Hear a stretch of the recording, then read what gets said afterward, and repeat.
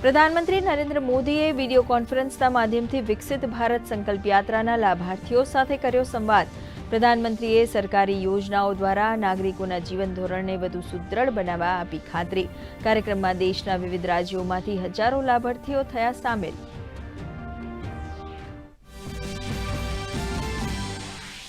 નારિયેળીની ગરી માટે એમએસપી વર્ષ 2023ની સરખામણીએ ₹300 પ્રતિ ક્વિન્ટલ વધારાઈ। આજે મળેલી કેન્દ્રીય મંત્રીમંડળની બેઠકમાં લેવાયો નિર્ણય। અસમ અને ત્રિપુરા વચ્ચે વાહન વ્યવહાર સુગમ બનાવવા હુવઈથી હરીના સુધીના સડક માર્ગની અપાઈ મંજૂરી। બિહારમાં દીઘાથી સોનપુર જિલ્લા વચ્ચે ગંગા નદી પર 6 લેન કેબલ બ્રિજનું થશે નિર્માણ। સંરક્ષણ મંત્રી રાજનાથસિંહ જમ્મુ અને રાજૌરીની મુલાકાતે। સરહદી જિલ્લાઓમાં તાજેતરમાં થયેલા આતંકી હુમલાને પગલે સુરક્ષા સ્થિતિની કરાઈ સમીક્ષા। સેનાની ઓપરેશનલ તૈયારીઓ અંગે મેળવી જાણકારી। ભારતના વીર જવાનો માટે તમામ સહયોગ માટે ભારત સરકાર તૈયાર હોવાની દર્શાવી કટિબદ્ધતા। અયોધ્યામાં 22 જાન્યુઆરીએ રામ મંદિર પ્રાણ પ્રતિષ્ઠા મહોત્સવની થશે ભવ્યાતિભવ્ય ઉજવણી। મંદિરના ગ્રાઉન્ડ ફ્લોરનું નિર્માણ કાર્ય સંપન્ન। શ્રી રામ જન્મભૂમિ તીર્થ ક્ષેત્ર ટ્રસ્ટના મહાસચિવ ચંપત રાયે મંદિર નિર્માણને લઈને આપી મહત્વની માહિતી।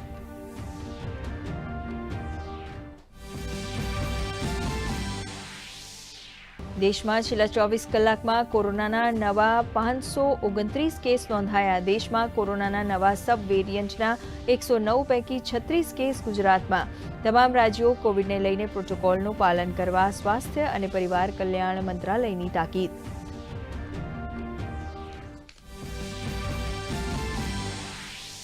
ગાંધીનગરમાં મુખ્યમંત્રીની અધ્યક્ષતામાં કેબિનેટની બેઠક। રાજ્યમાં કોરોનાની સ્થિતિ, વાઇબ્રન્ટ સમિટની તૈયારીઓ તેમજ ગિફ્ટ સિટીમાં લિકરની અપાયેલી છૂટછાટ સંદર્ભે ચર્ચા।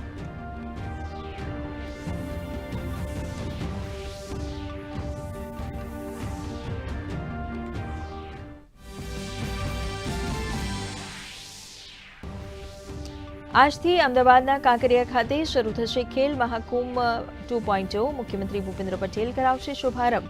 કાર્યક્રમમાં તાલુકા કક્ષાએ વિજેતા ખેલાડીઓ, પેરા એશિયન ગેમ્સ 2023માં વિજેતા થયેલા ખેલાડીઓને પુરસ્કાર આપી કરાશે સન્માનિત।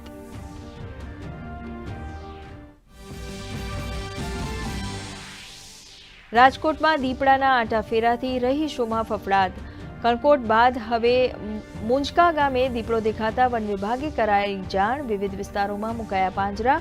મજૂરોને રાત્રે વાડી વિસ્તારમાં ખુલ્લામાં ન રહેવા કરી અપીલ।